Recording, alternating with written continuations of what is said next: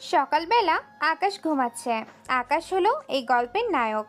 তখনই আকাশের আব্বু ও রুমে আসলো আকাশের ছোট বোন তানুকে নিয়ে। কেননা আকাশ ওর আব্বুর কথা না শুনলেও তানুর কথা ঠিকই শোনে। অতঃপর তানু বলে ওঠে, আব্বু, তুমি ভাইয়াকে ডাকো, আমি এখানে আছি, কোনো ভয় নেই। আমি পারবো না, তুই ডাক। তাছাড়া তুই তো জানিস আমি তোর ভাইকে কতটা ভয় পাই। তাই তুই ডাক তোর ভাইকে। আমি জানি আকাশ তোর কথা ফেলতে পারবে না। আব্বু, আমি একটা কথা আজও বুঝলাম না। তুমি এই রাজ্যের সিএম, যেখানে সবাই তোমার সাথে কথা বলতে ভয় পাচ্ছে, সেখানে কিনা তুমি ভাইয়ার সাথে কথা বলতে ভয় পাও। তুই তো জানিস সবাই বাইরে আমাকে ভয় পায়, সাথে বাড়িতে থাকা সবাইও। কিন্তু আমি ভয় পাই ওর রাগ প্লাস জেটটাকে। তাই তো তোকে নিয়ে এসেছি। তুই থাকলে আমি একটু ভরসা পাই। তাহলে আব্বু তুমি একটু অপেক্ষা করো, আমি ভাইয়াকে ডেকে দিচ্ছি। ভাইয়া, এই ভাইয়া, তাড়াতাড়ি ওঠ। আব্বু তোর সাথে কি নিয়ে যেন কথা বলবে। এই কথা শুনে আকাশের আব্বু ভয় পালানোর সাথে তানুও কোনো কিছু ভেবে তানুও পালালো। এইদিকে আকাশ উঠে কাউকে না দেখে ঘুমাতে যাবে, কিন্তু ঘুম ভেঙে যাওয়ায় না ঘুমিয়ে উঠে পড়ে। উঠে ফ্রেশ হয়ে নিচে নামে, এসে দেখে সবাই বসে আছে নাস্তা করার জন্য। নাস্তা শেষে আকাশ ওর আব্বুকে বলে ওঠে, আব্বু, তুমি অফিসে যাওনি? আমি বলছিলাম কি, আজকে তোমাকে অফিসে আমি দিয়ে আসবো। আকাশের মুখে এই কথা শোনার পর আকাশের আব্বু হকচকিয়ে ওঠে। পরে তানু পানি খাওয়ালেই তার ঠিক হয়ে যায়। এইটা দেখে আকাশ বলে ওঠে তার আব্বুকে, কি হলো আব্বু? আমি এই কথা বলার পর তোমার এই রকম কেন হলো? কিছু না, আমি ভাবছিলাম যেখানে তোকে কোনোদিনও নিতে পারিনি সেখানে তুই কিনা নিজে থেকে যেতে চাচ্ছিস, তাই একটু অবাক হলাম। হ্যাঁ, যাব, তবে কেউ আমার পরিচয় যেন না জানে। মানে হলো, আমি যে তোমার ছেলে তা যেন কেউ না বুঝতে পারে। কিন্তু কেন? জানলে ক্ষতি কি? হ্যাঁ, আমি যখন বলছি জানবে না কেউ, তখন জানবে না। অতঃপর নাস্তা শেষ করে আকাশ ওর আব্বুকে নিয়ে রওনা দেয়। আকাশ ওর নিজের গাড়িতে করে ওর আব্বুর গাড়িগুলোকে পাঠায় অন্য আরেকটা রাস্তা দিয়ে। আকাশ ওর আব্বুকে অফিসে নিয়ে যায়। অফিসে গিয়ে জানতে পারে আকাশের আব্বু যে ওনার গাড়িতে কেউ যেন অ্যাটাক করেছিল। এতে কিছু অফিসার মারা যায়, সাথে অ্যাটাক করতে আসে লোকগুলোও মারা যায়। এইটা শুনে আকাশের আব্বু বলে ওঠে, তার মানে আকাশ তুই আগে থেকে জানতি যে আমার উপর হামলা করা হবে? হ্যাঁ, জানতাম, সেই জন্য তোমাকে আমার সাথে নিয়ে আসি। সাথে ওদেরকে আরেকটা রাস্তা দিয়ে পাঠিয়েছি, কিন্তু ওরা তবুও জানলো কি করে এটাই ভাবছি। কে কি জানালো আকাশ? আমার মাথায় তো কিছুই ঢুকছে না। না, কিছু না। তুমি অফিস থেকে কোথাও যেতে চাইলে আমাকে কল দিবে। এক কথায় আমি এই সিকিউরিটির উপর নির্ভর করে তোমাকে একা ছেড়ে দিতে পারবো না। তাই তুমি যখন বের হবে, তোমার সাথে আলাদা 4জন লোক থাকবে। আলাদা কেন? সরকার তো তা মানবে না। আব্বু, তোমাকে এত কথা চিন্তা করতে হবে না। তোমার সাথে আলাদা করে 4জন লোক থাকবে। ওরা তোমাকে বাঁচাবে, কারণ সিকিউরিটির উপর ভরসা করতে পারবো না আমি। ঠিক আছে, কিন্তু ওরা দেখতে কেমন ওইগুলো তো জানতে হবে। আমি ওদের কল করেছি, ওরা এখনই চলে আসবে।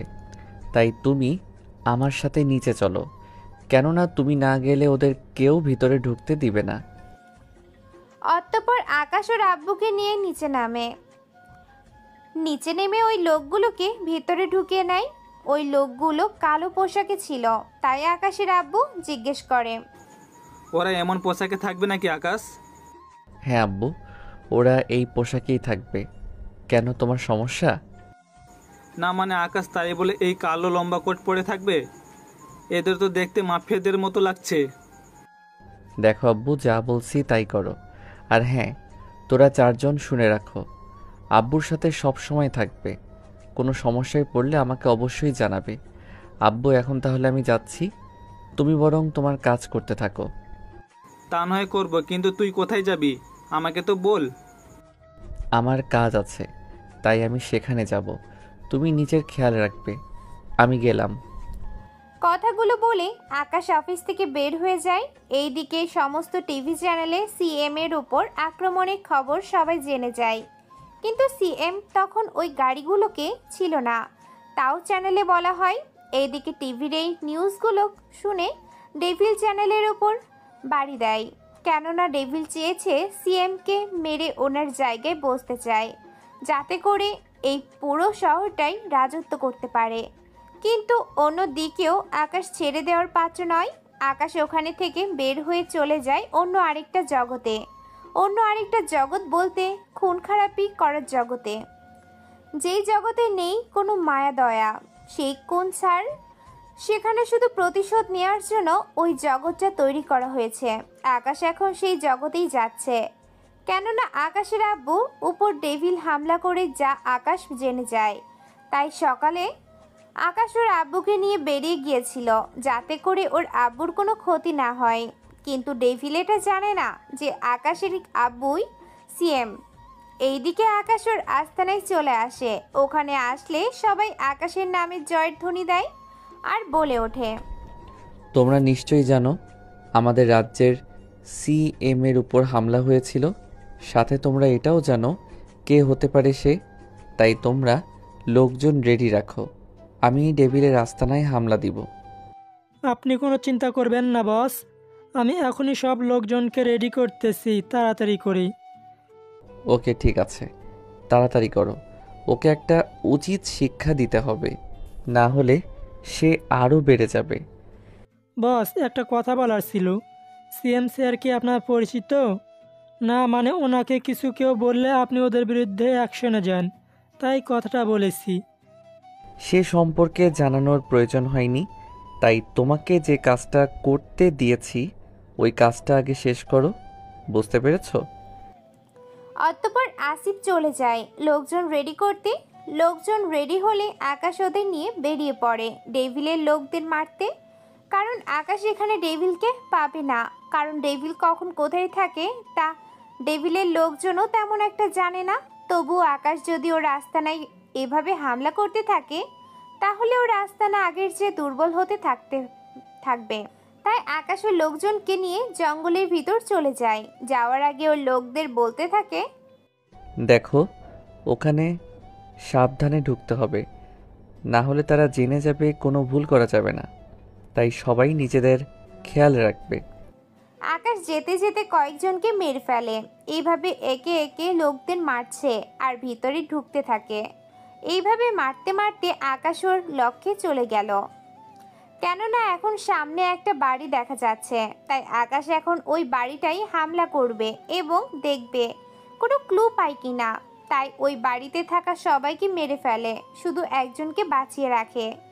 ওই লোকটাকে অনেক প্রশ্ন করেছিল আকাশ, কিন্তু কোনো প্রশ্নের উত্তরই দিতে পারছে না ওই লোকটি। তাই আকাশ লোকটাকে মেরে ফেলে চলে আসে। ওখান থেকে বের হয়ে আকাশ ও লোকদের আস্তানায় পাঠিয়ে দিয়ে ওর আব্বুর অফিসে চলে যায় আকাশ। ওখানে গিয়ে অনেক রকমের লোকদের দেখে, কেননা এদেরকে আকাশের সুবিধা মনে হচ্ছে না। তাই আকাশ ওর আব্বুকে ইশারায় বলে লোকদের বের করে দিতে। তিনিই তাই করেন। ওই লোকদের চলে যেতে বললে ওরা চলে যায়। এইটা দেখে আকাশের আব্বু বলে ওঠে, আকাশ ব্যাপারটা কি? লোকগুলোকে বের করতে কেন বললে? তেমন কিছু না আব্বু, এই লোকগুলো কেন এসেছিল? ওদের একটা প্রজেক্টের ব্যাপারে বলেছে, ওই প্রজেক্ট সাইন করে দিতে। কিন্তু আমি যখন দেখলাম ফাইলটা, তখন বুঝতে পারলাম ওটা সাইন করলে অনেক সাধারণ লোকজন ক্ষতি হবে। আমারও ওদের মুখটা দেখে এমন মনে হয়েছিল, তাই ভালোই করেছো। আমি এখন বাড়িতে যাব, ওখান থেকে ঈশাকে নিয়ে আমি বের হব শপিংয়ে। তুমি এদের সাথে আসবে। যেমনটা তুই বলবি। তাহলে আমি গেলাম।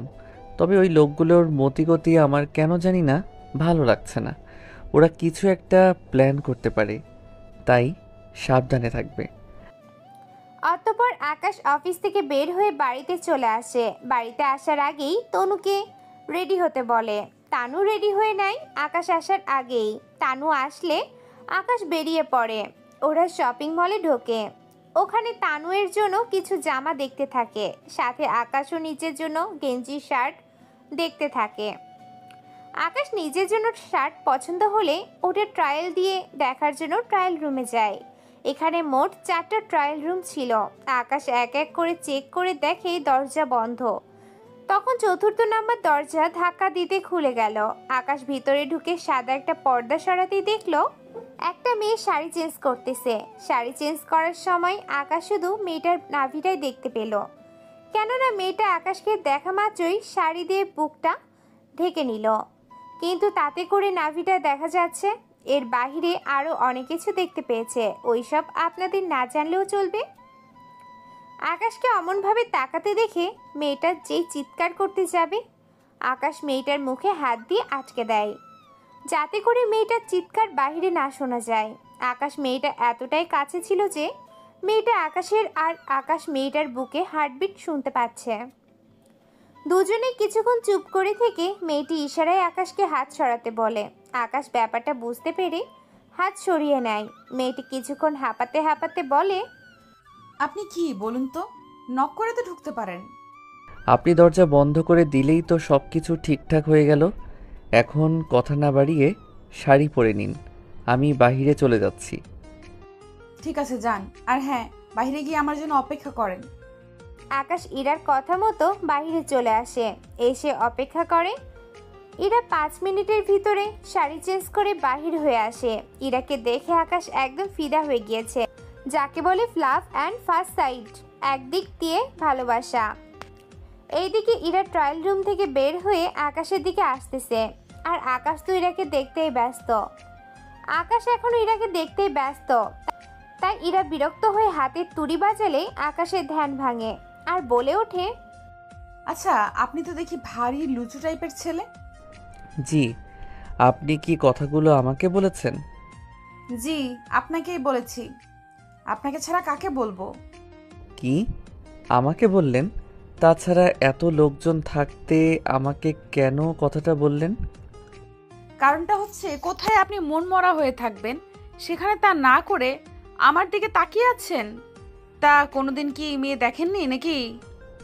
জীবনে অনেক মেয়ে দেখেছি, কিন্তু আপনাকে আজকে যেরকম দেখেছি ওইভাবে কাউকে দেখিনি।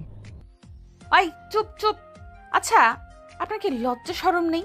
একটা মেয়েকে দেখার পর আবার তার সামনে তার কথা বলছেন। বারে, মানুষের পিছনে কথা বলার অভ্যাস আমার নেই।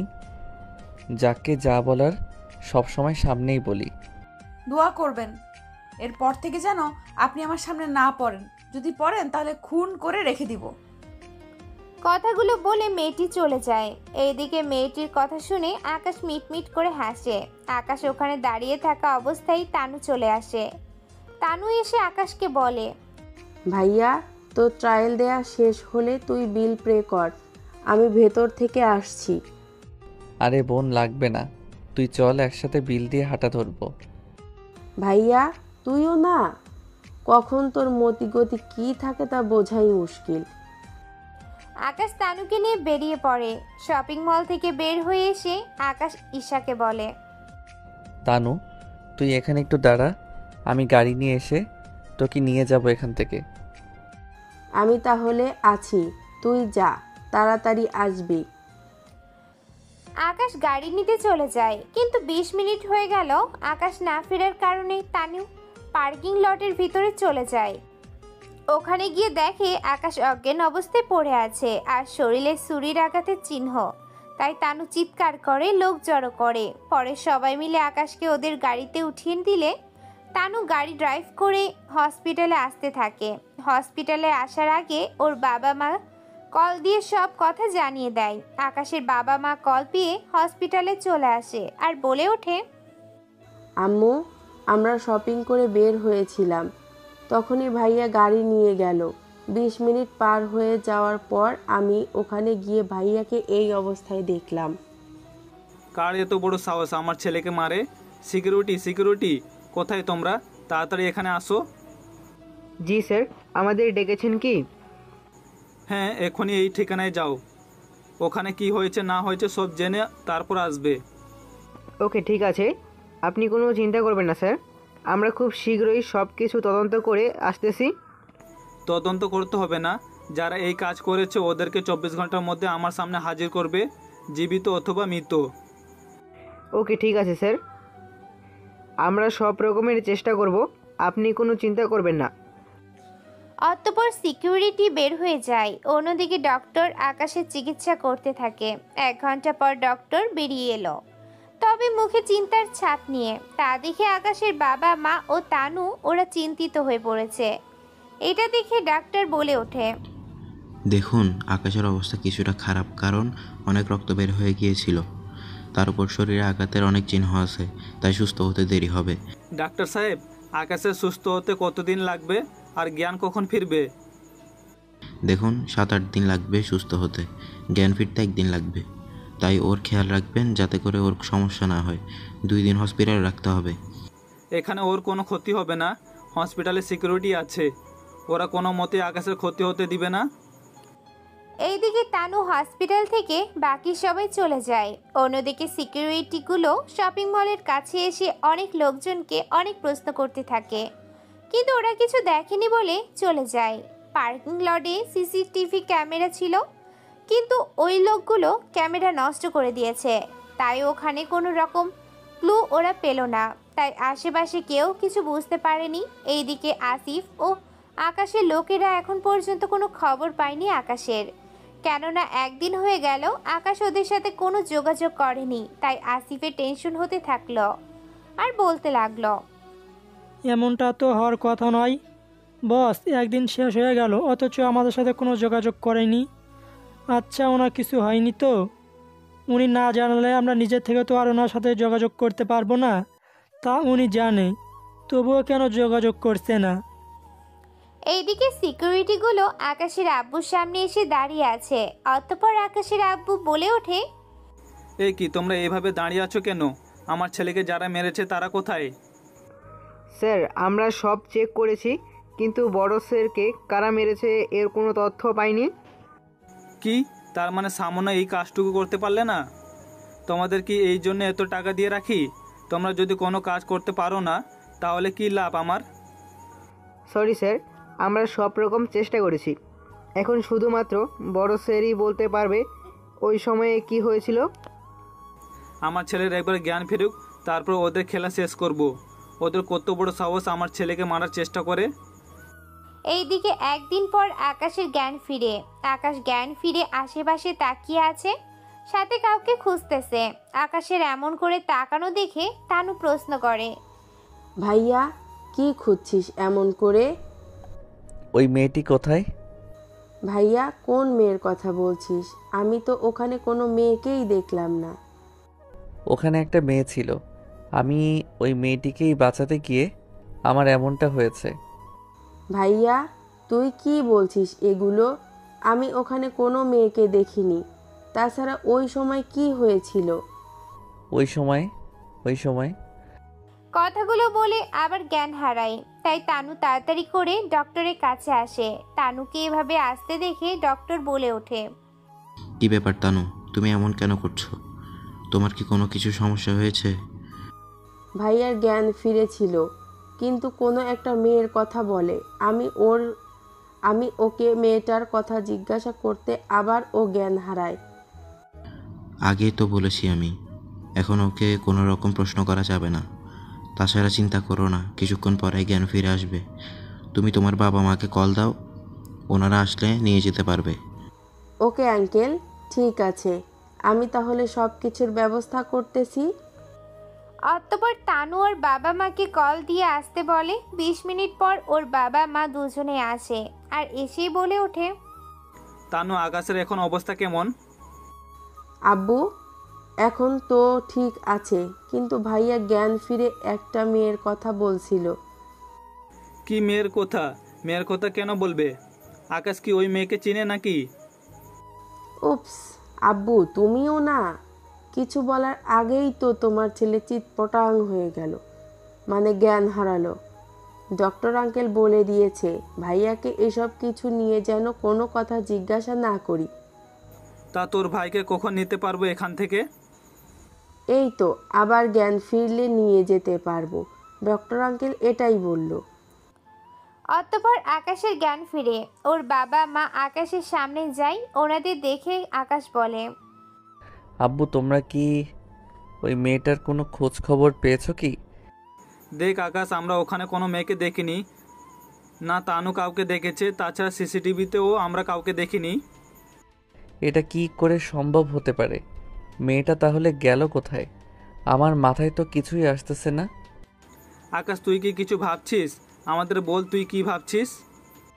না আব্বু, আমার ফোনটা দাও এবং তার সাথে আমাকে কিছুক্ষণ রেস্ট করতে দাও। এরপর আকাশকে ওর বাবা ফোন দিলে আকাশ ফোন হাতে নিয়ে বিছানার পাশে রেখে ঘুমিয়ে পড়ার ভান করে শুয়ে আছে। সবাই রুম থেকে চলে গেলে আকাশ কল দেয় আসিফকে আর বলে ওঠে, জি বস বলেন, আপনার কি কোনো কিছু হয়েছে? আপনার দেখি কোনো খোঁজ খবর নেই। আসলে আমার উপর হামলা হয়েছিল। কি বলছেন কি বস?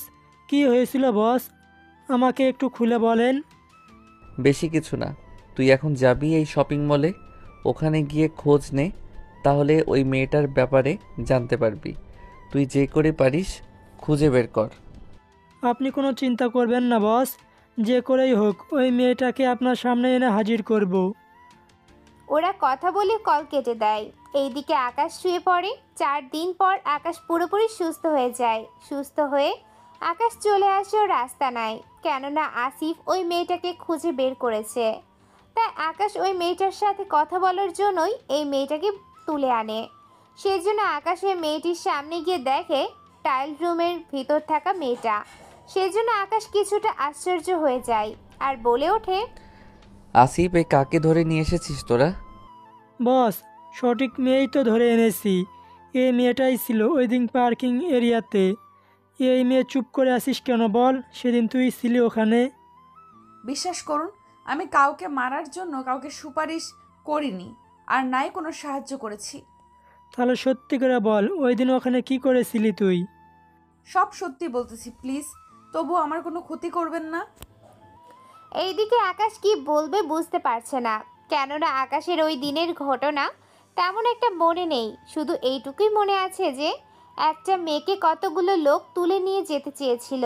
আকাশের মেয়েটিকে বাঁচানোর জন্য গিয়েছিল, কিন্তু মেয়েটি আকাশের পেটে ছুরি ঢুকিয়ে দেয়। এরপর বাকি লোকগুলো আঘাত করতে থাকে। এতে করে আকাশ মেয়েটির চেহারাটা দেখতে পায়নি। সেজন্য আকাশ মেয়েটিকে খুঁজতেছে। কেন এইসব করলো মেয়েটা? তাহলে সব সত্যি বল, তাহলে তোকে যেতে দেব। তাহলে শুনুন, আমি শপিং মল থেকে বের হয়ে গাড়ির কাছে আসি। তখন ওখানে একটা মেয়েকে দেখলাম, কাকু নিয়ে দাঁড়িয়ে আছে। আমি মেয়েটার কাছে যেতেই মেয়েটা ছুরি দেখিয়ে আমাকে ভয় দেখায়। যদি আমি চেঁচামেচি করি তাহলে আমাকে মেরে ফেলবে। আমি ভয় পেয়ে গাড়িতে গিয়ে বসি। এরপর আমি ওখানে একটা ছেলেকে দেখে আসতে। ওই ছেলেটি কে ছিল? মানে ওকে আগে কখনো দেখেছিস কি? হ্যাঁ, দেখেছি, আমি শপিংয়ের ভেতরে। এরপর কি হলো তাড়াতাড়ি বলেন। এরপর ছেলেটি কাছে আসতেই ওই লোকগুলো ওই মেয়েটার উপর হামলা করতে আসে। তখন ওখানে আসা ছেলেটি ওই মেয়েটিকে বাঁচাতে ওই লোকগুলোকে মারতে থাকে। মার খেয়ে লোকগুলো ওখানেই শুয়ে থাকে। ছেলেটিকে বেঁচে থাকতে দেখে আমি ওখান থেকে চলে আসি। এরপর তুই কি করলি? বিশ্বাস করুন, আমি ওখান থেকে চলে আসি। এরপর কি হয়েছে না হয়েছে আমার কিচ্ছু মনে নেই। আসিফ, এই মেয়েটিকে ছেড়ে দে। তার সাথে যদি পারিস এই মেয়েটার থেকে ওই মেয়েটার বর্ণনা অনুযায়ী যদি কাউকে পাস তাহলে নিয়ে আসবি। এখন এই মেয়েটাকে ওর বাড়িতে পৌঁছে দে। তাই হবে বস, আমি একে দিয়ে আসতেছি। আসিফ মেয়েটার বাঁধন খুলে দেয়। মেয়েটিকে সাড়া পেয়ে ওখান থেকে চলে যায় আসিফের সাথে। যেতে যেতে আসিফ মেয়েটার থেকে সব কিছু শুনতে থাকে ওই মেয়েটার ব্যাপারে। আসিফ মেয়েটিকে ওর বাড়িতে নামিয়ে দিয়ে চলে আসে আস্তানায়। এসেই বলে ওঠে, বস, ওই মেয়েটি যেভাবে বর্ণনা দিয়েছে ওই হিসেবে তো একজনই হতে পারে। কে হতে পারে আসিফ? এটা তো ডেভিলের লোকের কাজ হতে পারে, কেননা ডেভিলের লোকদের মধ্যে এরকম একটা মেয়ে আছে। ও, এখন বুঝতে পারছি। তাহলে এই ডেভিলই যত নষ্টের মূল। কিন্তু বস, এই ডেভিল তো আপনাকে চেনে না ঠিক মতো, তাহলে আপনার উপর হামলা কেন করবে? ও তোমরা বুঝবে না। এখন তোমরা একটা মিশনে যাওয়ার জন্য প্রস্তুত হও, কেননা আমরা একটা মিশনে যাব। ঠিক আছে বস, তাহলে আমি একজনকে তৈরি হতে বলতেছি তাড়াতাড়ি। আসিফ 10-15 জন লোকদের তৈরি হতে বলে। ওরা তৈরি হলে আকাশ ওই লোকদের নিয়ে বেরিয়ে পড়ে। ওখান থেকে আকাশ একটা ঘন জঙ্গলের মধ্যে আসে, কেননা এই জঙ্গলে আসলেই আকাশ জানতে পারবে ডেভিলের কোথায় কোথায় আস্তানা আছে। তাই প্রথমে এখানে চলে আসে। এখানে এসে আকাশ ডেভিলের লোকদের মারতে থাকে। এতে করে দুই দলেরই অনেক লোক মারা যায়। আকাশ মারামারির এক পর্যায়ে একটা রুমে ঢুকে যায়, কিন্তু রুমে ঢুকলেই অটোমেটিক দরজা বন্ধ হয়ে যায়। এতে করে আকাশ অনেক চেষ্টা করে, কিন্তু কিছুতেই দরজা খোলার কোনো সিস্টেম পাচ্ছে না। আসিফও অনেক চেষ্টা করে, কিন্তু পারছে না খুলতে। কিন্তু এইদিকে পুলিশ চলে আসতে থাকে। এইটা দেখে আসিফ বলে ওঠে, বস এখন কি হবে, পুলিশ চলে আসছে। তাহলে তোমরা এখান থেকে ফালাও তাড়াতাড়ি। কিন্তু বস, তাহলে আপনার কি হবে? আমার কিছু হবে না। পুলিশ ভিতরে ঢোকার আগেই তোমরা এখান থেকে যত তাড়াতাড়ি পারো বেরিয়ে পড়ো। আকাশের কথায় আসিফ বাকি লোকদের নিয়ে বেরিয়ে পড়ে অন্য আরেকটা রাস্তা দিয়ে। এইদিকে পুলিশ ভিতরে ঢুকে সবকিছু চেক করতে থাকে। ওরা ওখানে অনেক লোককেই মৃত অবস্থায় পড়ে থাকতে দেখে, কিন্তু ওরা পরক্ষণেই ওদের ওই দরজার দিকে চোখ যায়, কেননা দরজার সামনে লেখা ছিল কন্ট্রোল রুম। তাই ওরা নিজের মধ্যে বলা বলি করতে থাকে। এই তোমরা যে করেই পারো, এই দরজা ভাঙতে যা যা লাগে সব কিছু নিয়ে এসো। এইদিকে ওরা দরজা ভাঙার জন্য মেশিনপত্র নিয়ে আসে। অন্যদিকে আকাশ দরজা থেকে অনেক দূরে দাঁড়িয়ে আছে, কেননা নয়তো দরজা ভাঙার ফলে আকাশ আহতও হতে পারে। ওরা অনেকক্ষণ কাজ করার পর দরজা ভাঙতে সক্ষম হয়। দরজা ভেঙে ওরা ভিতরে গিয়ে আকাশকে দেখে আর বলে ওঠে, কোনো চালাকি নয়, হাত উপরে উঠে বাহিরে চলে আয় তাড়াতাড়ি। পুলিশ কথায় আকাশ হাতগুলো উপরে তুলে বের হয়ে আসে, কেননা এখানে কোনো সমস্যা করলে চলবে না। তাই ওদের কথা মতো বেরিয়ে আসলো। ওরা আকাশের হাতে হাত করা পরিয়ে গাড়িতে তুলে নিল। 30 মিনিট পর গাড়ি পুলিশ স্টেশনে আসলে আকাশকে ওখান থেকে নামিয়ে ইন্টারোগেশন রুমে নিয়ে যাওয়া হয় আর বলে ওঠে, এই ছেলে তোর নাম কি, সব সত্য বলবি? আমার নাম পারভেজ হোসেন আকাশ। এবার বলো, তুমি ওখানে কি করতে গেছিলে, আর কার লোক তুমি, এবং ওখানে কি কি কাজ চলছিল? বিশ্বাস করুন স্যার, আমি কারো লোক নই, আর নাই কারো হয়ে কাজ করি। তাহলে ওই রুমে তুই কি করছিলি? বিশ্বাস করুন স্যার, ওরা আমাকে ধরে নিয়ে ওই রুমে নিয়ে আটকে রেখেছিল। বাহ, ভালোই তো মিথ্যে কথা বলতে শিখেছিস, কিন্তু তোর এই মিথ্যে কথাই কোনো লাভ হবে না। তাই সত্যিটা বলে দে, নয়তো এমন মার মারবো যে সারা জীবনে এই মারের কথা ভুলতে পারবি না। বিশ্বাস করুন স্যার, আমি কারো হয়ে কাজ করি না, আমায় বিশ্বাস করুন স্যার। বুঝতে পারছি, এভাবে কাজ হবে না, তোকে রিমান্ডে দিতে হবে। এই ওকে রিমান্ড রুমে নিয়ে আয়। আমি একটা কল করি, উকিল ঠিক করব। ঠিক আছে, কিন্তু যা করার তাড়াতাড়ি করবি কিন্তু। এখন হয়তো আপনারা ভাবছেন জেলের ভিতর তো ফোন ইউজ করতে দেয় না, তাহলে এখানে কেন ফোন ইউজ করতে পারছে? তাহলে এই ব্যাপারে আপনার কিছু বলতেই হয়। আপনারা যা বাংলাদেশের জেল সম্পর্কে জানেন, কিন্তু অন্য দেশে জেল অন্যরকম। ওখানে আপনার গায়ে হাত তোলার জন্য কোর্ট থেকে পারমিশন লাগে, কিন্তু বাংলাদেশে, ইন্ডিয়া এবং আরও 4-5টা রাষ্ট্র আছে যেগুলোতে পুলিশ ইচ্ছে করলে আসামিদের মারতে পারে, কিন্তু বাকি দেশগুলোকে তা করতে পারে না, কিন্তু কয়েকটা থাপ্পড় এবং বাড়ি দিতেই পারে। সেজন্য আকাশ ওই থাপ্পড় না খাওয়ার জন্যই কল দিতে রাজি হয়ে যায়।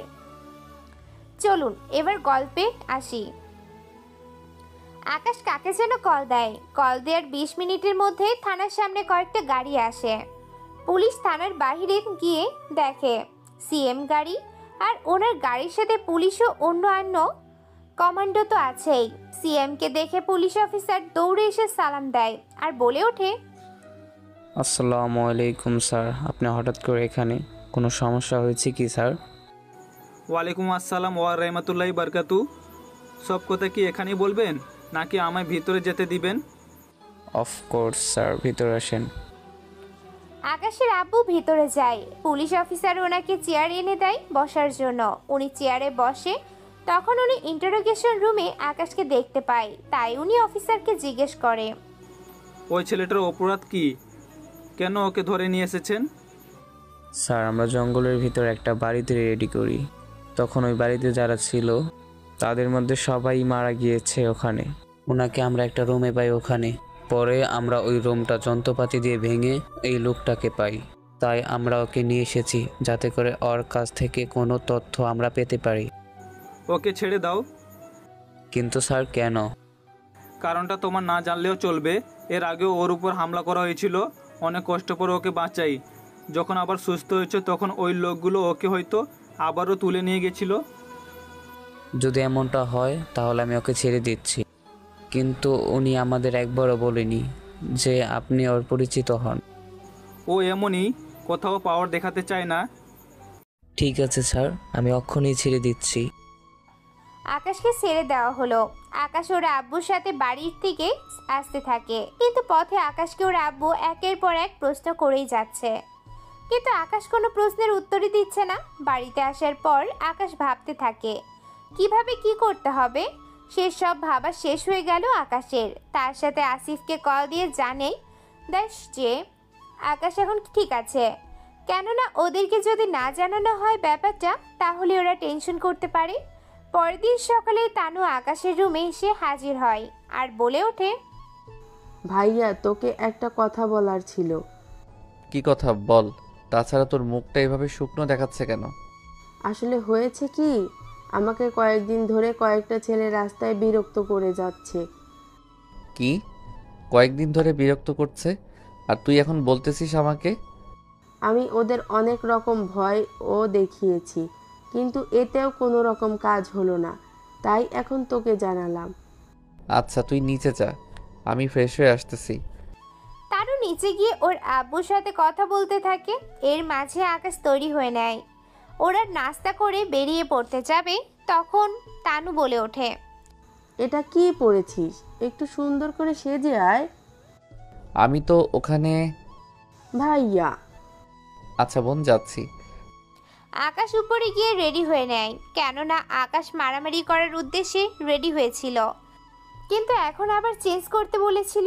সেজন্য একটু অবাক হয় আকাশ, তাই এবার রেডি হয়ে বেরিয়ে এলো। ওখান থেকে তানুকে নিয়ে বেরিয়ে পড়লো ভার্সিটির উদ্দেশ্যে। পথে যেতে ওরা অনেক কথা বলতে থাকে, কিন্তু তানু একবারও ওই ছেলেদের কথা বলছে না। এইটা দেখে আকাশ বলে ওঠে, তনু, ব্যাপারটা কি বলতো? তুই তো বলেছিলি তোকে বিরক্ত করে কোন ছেলেগুলো, কিন্তু এখন তো কাউকে দেখছি না। আরে ভাইয়া, ওটা তো ভার্সিটির ভেতরে। তুই ভার্সিটিতে চল, তারপর না হয় সব বলছি। আকাশ ভার্সিটিতে চলে আসে। এই ভার্সিটির প্রিন্সিপাল স্যারই একমাত্র আকাশ ও তানুর পরিচয় জানে, আর নয় বাকি লোকজন জানে যে ওর বাবা বিজনেসম্যান। আকাশ তানুকে নিয়ে ভার্সিটির ভিতরে যায় আর বলে ওঠে, কিরে, কই ওই ছেলেগুলো দেখছি না তো? ভাইয়া, তুই কি মারামারি করার জন্য এখানে এসেছিস নাকি? আরে আমি কি তা বলছি নাকি? আমার কাজ আছে তাই তো বললাম। চল আমার সাথে ওই গাছের নিচে। তানু আকাশকে নিয়ে চলে যায় গাছের নিচে। ওখানে গিয়ে ওরা বসে বসে কথা বলতে থাকে। তখন তানুর বাকি বান্ধবীগুলো আসতে থাকে, ওরাও গাছের নিচে বসে পড়ে। কিন্তু আকাশ এতগুলো মেয়ের মাঝে একটা মেয়েকে চেনা চেনা লাগছে আকাশের, আর বলে ওঠে, আচ্ছা, আপনাকে আমার খুব চেনা চেনা লাগছে কেন? এইদিকে ইরা আকাশের দিকে তাকায়। ইরা ও আকাশকে কিছুটা পরিচিত মনে হচ্ছে, তাই ইরা বলে ওঠে, আমারও আপনাকে কিছুটা চেনা চেনা মনে হচ্ছে। আমার মনে হয় আমি যদি ভুল না করি তাহলে আমি শপিং মলে থাকা ওই মেয়েটি, যাকে আমি ট্রায়া। কথাটা বলার আগেই ইরা উঠে গিয়ে আকাশের মুখ চেপে ধরে। এতে ওরা সবাই কিছুটা আশ্চর্য হয়। পরে ব্যাপারটা বুঝতে পেরে ইরা হাত সরিয়ে নেয়, কেননা আকাশ যদি শপিং মলের ঘটনাটা বলে দেয় তাহলে ওরা সবাই ইরাকে নিয়ে মজা করতে থাকবে। তাই ইরা বাধ্য হয়ে এমনটা করলো। এসব কিছু দেখে তানু তো বলেই ওঠে, ইরা, তুই কি ভাইয়াকে আগে থেকেই চিনিস? চিনি মানে আমাদের তো আগেও দেখা হয়েছিল। ট্রায়া। আপনি চুপ করবেন? কি রে, এভাবে চেঁচাচ্ছিস কেন? তোর ভাইয়াকে চুপ থাকতে বল, নয়তো এখানে গলার টিপে ধরবো। আচ্ছা আমি চুপ করলাম। তানু তুই এখানে কেন এনেছিস? তুই তো বলেছিলি তোকে কিছু ছেলে বিরক্ত করছে। তাহলে ওই ছেলেগুলো কোথায়? কি? আপনি এখানে এসে ছেলেদের মারবেন? আপনাকে দেখে তো অতটা সাহসী বলে মনে হচ্ছে না। ভাইয়া, ওরা তো মনে হয় আজকে আসেনি। তাহলে আমি বরং যাই, তুই এখানে আড্ডা দে। ভাইয়া, আরও কিছুক্ষণ থাক আমাদের সাথে। না রে বোন, অনেক কাজ বাকি আছে। কাজ তো থাকবেই। আপনি নিজে তো কাজ করতে পারেন না, এখন গিয়ে হয়তো বাবার বিজনেস দেখবেন, তাই তো? এই আপনাকে কেন বলতে যাব আমি? বাহ, বললে কি আমি আপনার সাথে যাব নাকি? আপনাকে কে নিচ্ছে আমার সাথে? তানু আমি যাচ্ছি, তুই থাক। আকাশ ওখান থেকে কিছুটা দূর চলে আসে গাড়ি করে। কিছু দূর আসার পর তানু কল দেয়, তাই আকাশ কল রিসিভ করে বলে ওঠে, হ্যালো হ্যালো তানু, কথা বল তানু। ফোনের ওপাশ থেকে কথা শোনা যাচ্ছে না, তাই আকাশ যেই কল কাটতে যাবে তখনই ফোনে কোনো ছেলের কণ্ঠের আওয়াজ পায় আকাশ। তাই আকাশ গাড়ি ঘুরিয়ে চলে আসে ভার্সিটিতে এসে দেখে গাছের নিচে তানু ও ওর বান্ধবীরা বসে আছে। ওদের পাশে দাঁড়িয়ে আছে কয়েকটা ছেলে, কিন্তু ওদের দেখে মনে হচ্ছে ওরা তানুর পরিচিত না। তাই আকাশ ওদের কাছে যায় আর বলে ওঠে, এখানে কি হচ্ছে? কিন্তু আকাশের কথার কোনো রিপ্লাই আসলো না। ছেলেগুলো কথা বলেই যাচ্ছে, তাই আকাশ একটা ছেলের ঘাড়ে হাত রাখে। এতে করে বাকি সবাই কথা বন্ধ করে দিয়ে পিছনে ফিরে তাকায় আর বলে ওঠে, কে রেহো, তুই আমার ঘাড়ে হাত দিয়েছিস? তুই জানিস আমি কে? আমি জানি না দেখেই তো জানতে এসেছি। বাহ, তোর সাহস দেখে আমি অবাক হয়ে যাচ্ছি। যেখানে পুরো ভার্সিটির সবাই আমাকে ভয় পায়, সেখানে তুই কি না আমার ঘাড়ে হাত রেখে কথা বলছিস? ও তাই নাকি? তা পুরো কলেজে এতগুলো মেয়ে থাকতে আমার বোনকেই তোর চোখে পড়লো? কি করব বল, তোর বোন তো আসলে একটা সেক্সি মাল। কথা বলে শেষ করার আগেই আকাশ রকির গালে একটা খুশি দেয়। এতে করে রকি কিছুটা দূরে গিয়ে পড়ে। এতে রকির সাথে থাকা ছেলেগুলো অবাক হয়ে যায়, সাথে করে ভার্সিটির সবাই। কেননা এই ভার্সিটির সবাই মোটামুটি রকির পরিচয় জানে, তাই কেউ রকির সাথে কথা বলতে আসে না। সবার সাথে সাথে ইরাও অবাক হয়, কেননা রকি অনেক খারাপ ছেলে, তার সাথে অনেক পাওয়ারও আছে ওর। আকাশ রকিকে মারতে থাকে, সাথে ওর বন্ধুদেরও। ওদের মেরে মেরে সবাইকে মাটিতে শুয়ে দেয় আকাশ। এতে করে ইরা সব ভার্সিটির সবাই অনেক খুশি হয়। ওদের মেরে আকাশ তানুর কাছে যায় আর বলে ওঠে, আর কোনো ভয় নেই তানু, চল তোকে নিয়ে বাসায় যাই। একা একা রেখে যাওয়াটা ঠিক হবে না। আকাশ যখনই তানুকে নিয়ে আসতে যাবে তখনই কেননা ইরা হাতে গুলি লেগেছে। আকাশ তখন তানুকে নিয়ে যেতে থাকে, তখন রবি তাকে গুলি করতে গেলে এরা আকাশের সামনে চলে আসে, যার কারণে ইরার হাতে গুলি লাগে। গুলির শব্দ শুনতে পেয়ে আকাশ পিছনে তাকায়, দেখে রকির হাতে বন্দুক আর ইরার হাতে রক্ত। তাই আকাশ তার পায়ের থেকে বন্দুক বের করে রকিকে গুলি করে। এতে করে রকির গায়ে গুলি লাগে এবং রকি মাটিতে পড়ে যায়। অতঃপর আকাশ ইরাকে কোলে নিয়ে গাড়িতে বসায়, সাথে তানু বসে যায়। গাড়ি নিয়ে হসপিটালে চলে আসে এবং হসপিটালে ওর পরিচিত ডাক্তারকে দেখায় আর বলে ওঠে, ডক্টর আঙ্কেল, ওর গুলি লেগেছে, ওকে আপনি সুস্থ করে তুলুন। আকাশ চিন্তিত হওয়ার কারণ নেই। গুলি হাতে লেগেছে, তেমন কোনো সমস্যা হবে না। আমি দেখতেছি ব্যাপারটা, তোমরা এখানে অপেক্ষা করো। অতঃপর আকাশ আর তানু অপেক্ষা করতে থাকে। এইদিকে রকির বন্ধুরা রকিকে তাড়াতাড়ি করে হসপিটালে নিয়ে আসে। এদিকে রকির অবস্থাও অনেক খারাপ, কেননা রকির পেটে গুলি লাগার কারণে অনেক রক্ত বের হয়ে গেছে। এইদিকে রকির বাবাকে খবর দেয়া হয়। রকির বাবা আসার আগে পুরো হসপিটালে সিকিউরিটি ও পুলিশ দিয়ে ভরিয়ে দেয়, কেননা রকির বাবা একজন রাজনীতিবিদ। তাছাড়া ওনার আরেকটা পরিচয় আছে, যা আপনারা গল্পের সাথে থাকলে জানতে পারবেন। রকির বাবা আসলে রকির বন্ধুদের সাথে কথা বলিয়ে সব জানতে পারে আর বলে ওঠে, পুলিশ অফিসার, যেখান থেকে পারেন ওই ছেলেটাকে আমি জেলের ভিতর দেখতে চাই। ওর এত বড় কলিজা, সে আমার ছেলেকে গুলি করে। চিন্তা করবেন না স্যার, আমরা ভার্সিটিতে গিয়ে ওখানকার সব খবর নিয়ে এবং ওই ছেলেকে নিয়ে আপনার সামনে হাজির হব। হ্যাঁ, যত তাড়াতাড়ি পারো কাজটা করো। ওকে থানায় নিয়ে এসে এমন মার মারবে যেন সারা জীবন এই মারের কথা না ভুলে। ওকে ঠিক আছে স্যার, আপনি কোনো চিন্তা করবেন না, আমি সব ব্যবস্থা করতেছি। আমি তাহলে যাই স্যার। এইদিকে ইরার অপারেশন শেষের দিকে, কিন্তু ডক্টর বের হয়ে এসে বলে ওঠে আকাশের উদ্দেশ্যে, আকাশ, ইমার্জেন্সি করে পেশেন্টের রক্ত লাগবে A+। আঙ্কেল আপনি চিন্তা করবেন না, আমি ওকে রক্ত দিব। চলুন, কোথায় রক্ত দিতে হবে? আকাশ ডক্টরের সাথে চলে যায়। অন্যদিকে রকিরও অপারেশন শেষ হয়ে যায়। পুলিশ অফিসার ভার্সিটিতে সব ইনফরমেশন নিয়ে হসপিটালে চলে আসে। এখানে এসে ওরা আকাশের খোঁজ নিয়ে আকাশের কাছে চলে আসে আর বলে ওঠে, আকাশ, এমপি সাহেবের ছেলেকে গুলি করার অপরাধে তোমাকে আমরা গ্রেপ্তার করেছি। এইদিকে আকাশকে নিয়ে যেতে থাকে পুলিশ থানার উদ্দেশ্যে। তখনই ওখানে আসে ইরার বাবা আর বলে ওঠে, কি ব্যাপার আকাশ, তুমি এখানে কেন?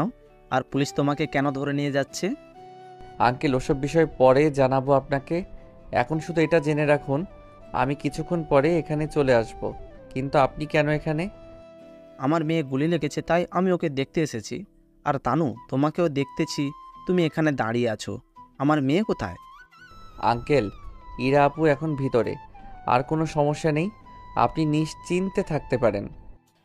এইদিকে আকাশকে পুলিশ নিয়ে যেতে থাকে। তা আসিফ দেখে ফেলে, তাই বাকি লোকদের খবর দেয়। এইদিকে পুলিশ আকাশকে নিয়ে যেতে থাকে। অন্যদিকে আকাশের লোক পুরো রাস্তা গাড়ি দিয়ে আটকে রেখেছে, যাতে করে পুলিশের গাড়ি সামনে না যেতে পারে। আসিফ গাড়ি থেকে নেমে গুলি করতে থাকে পুলিশের উপরে, কিন্তু পুলিশের গায়ে গুলি না করে তাদের পায়ে গুলি করে, যাতে ওরা বেঁচে থাকে। আর বলে ওঠে, দেখুন, আমরা আপনাদেরকে মারতে আসিনি, আমরা এসেছি আকাশ ভাইকে নিয়ে যেতে। তাই আপনারা যদি ভালো চান তাহলে আকাশ ভাইকে ছেড়ে দিন। এইদিকে পুলিশে কোনো কিছু করার ছিল না, কেননা ওরা ছিল 5-6 জন আর মাফিয়ারা ছিল 5-6টা গাড়ি। তাই ওরা ভয় পেয়ে আকাশকে ছেড়ে দেয়।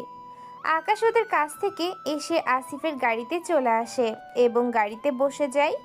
এদিকে পুলিশ অফিসার এমপি সাহেবকে ফোন দিয়ে ব্যাপারটা জানায়। এমপি সাহেব কল দিয়ে ওনার কিছু লোক আকাশকে পিছনে লাগিয়ে দেয়।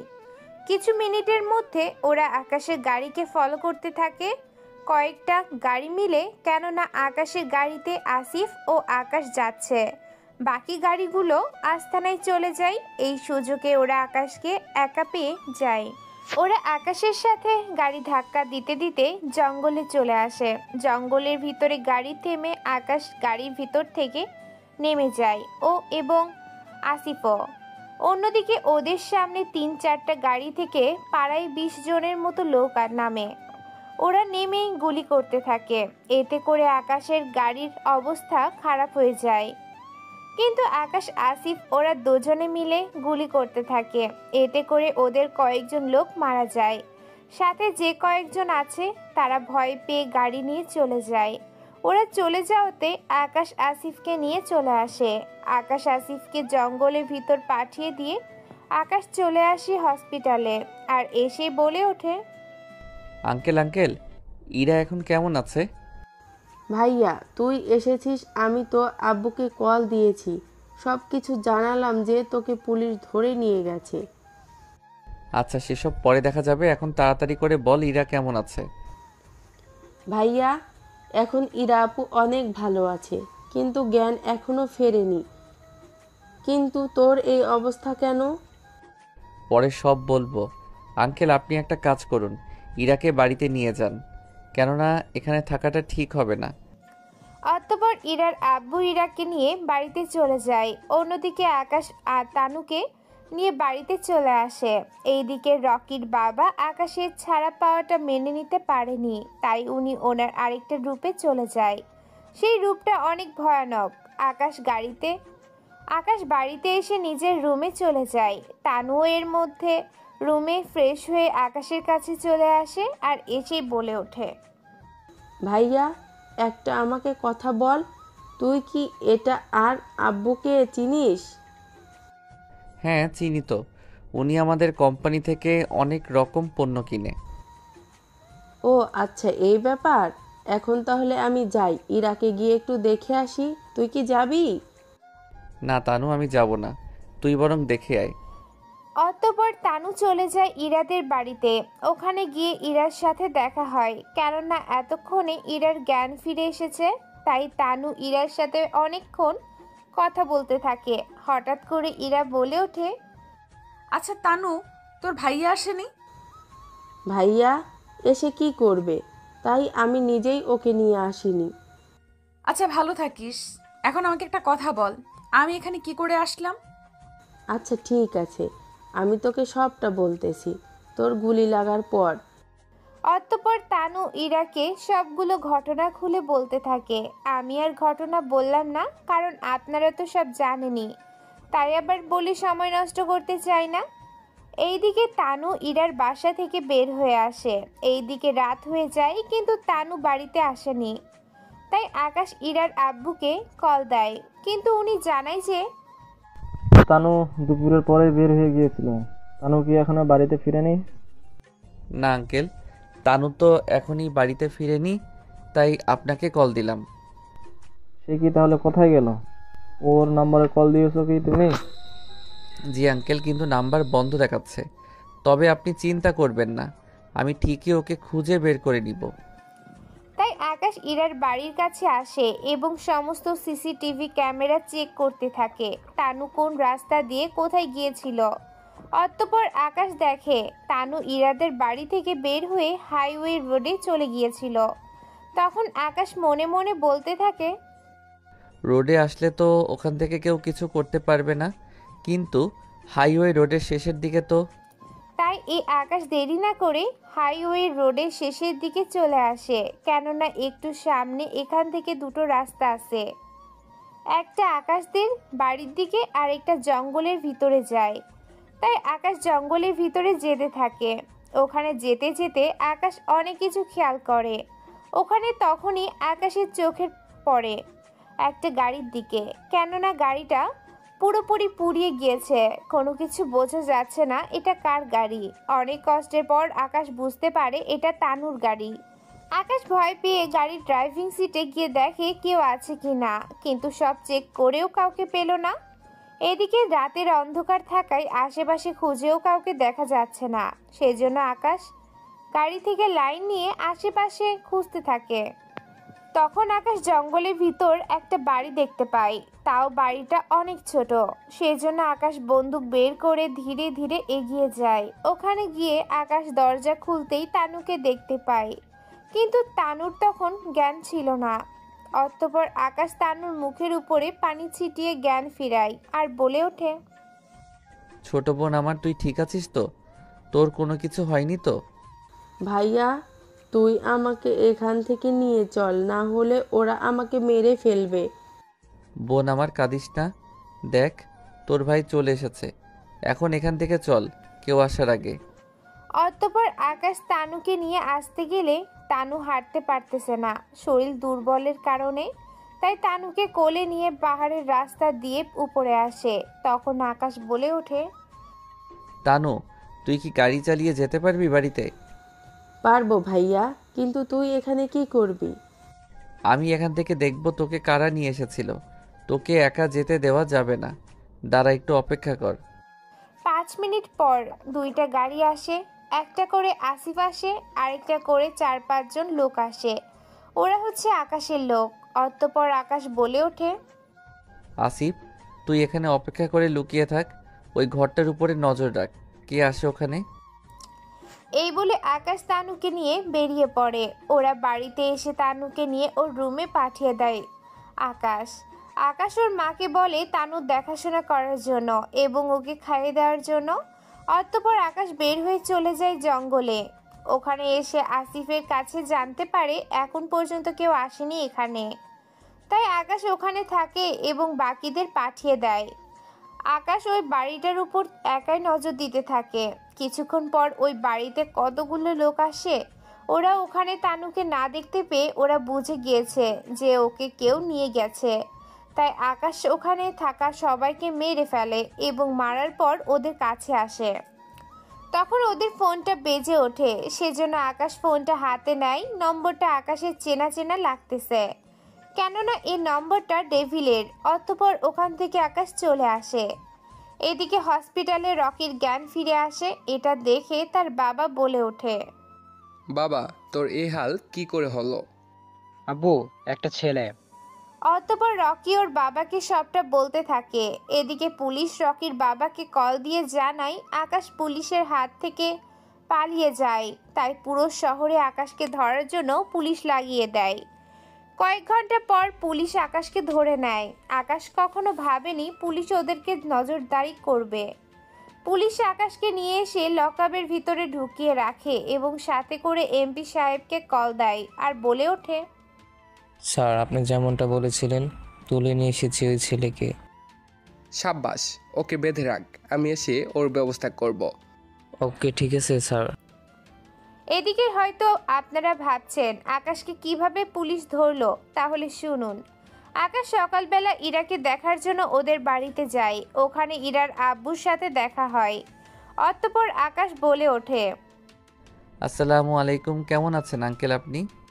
ওয়ালাইকুম সালাম। ওয়া রহমতুল্লাহ। আলহামদুলিল্লাহ, এই তো ভালো আছি, তবে মেয়েকে নিয়ে অনেক চিন্তিত। আপনি কোনো চিন্তা করবেন না আঙ্কেল, দেখবেন সব ঠিক হয়ে যাবে।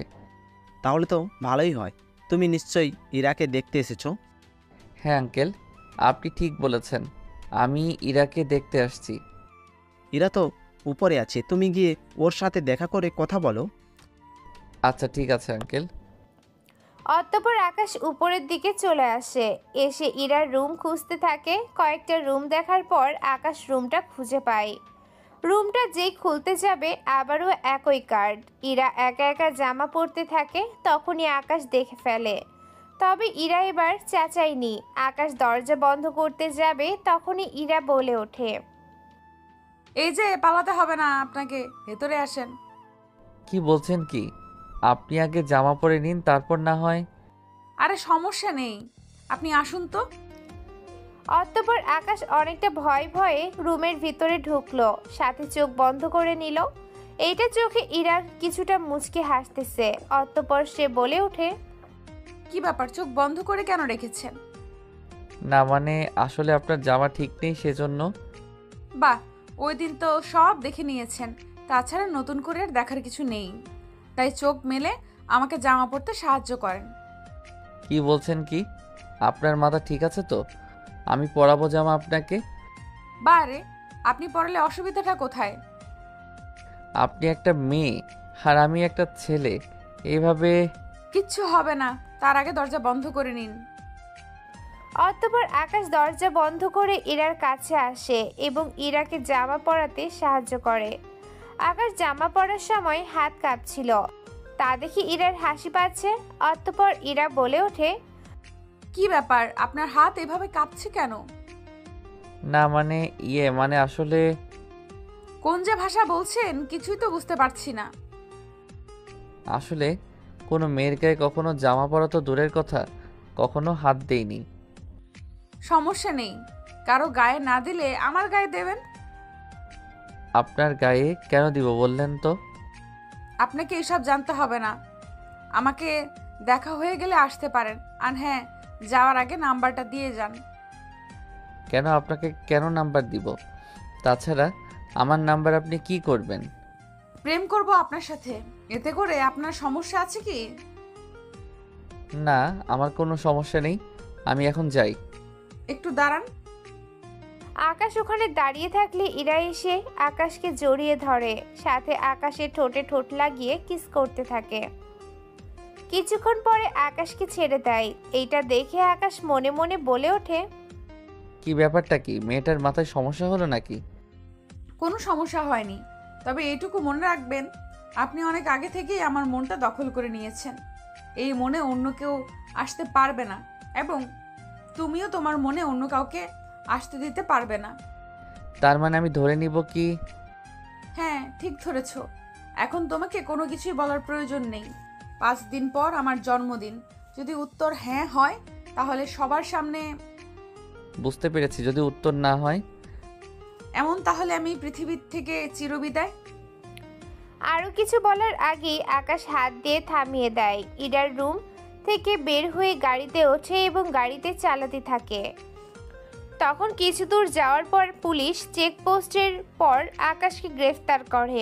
এরই ভিতর পুলিশ স্টেশনে এমপি সাহেব চলে আসে এবং বলে ওঠে, অফিসার, কোন ছেলে আমার রকিকে মেরেছে দেখান তো।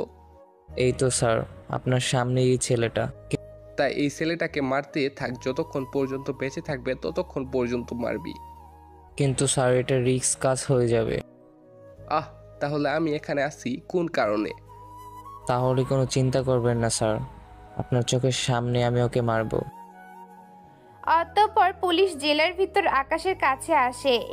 এতে আকাশের মাথাটা উপরের দিকে উঠালেই এমপি সাহেব আকাশের মুখটা দেখতে পারে এবং বলে ওঠে, বাহ বাহ, তুই কাকে ধরে নিয়ে আসছিস তা কি তুই জানিস?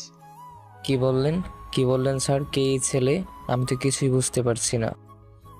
না থাক, তোকে জানতে হবে না। তুই ওকে এমন মার মারবি যেন ও সারা জীবন মনে রাখে, সাথে করে ওকে অনেকগুলো কেসে ফাঁসিয়ে দিবি।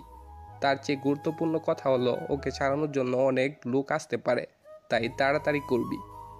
কিন্তু করবেন না স্যার, আপনি শুধু আমার দিকটা একটু তাকাবেন, বাকিটা আমার উপর ছেড়ে দিন। তাড়াতাড়ি করে ওকে মেরে কোথাও ফেলে আসবি, যাতে করে ওর পরিচয় তা কেউ না জানে।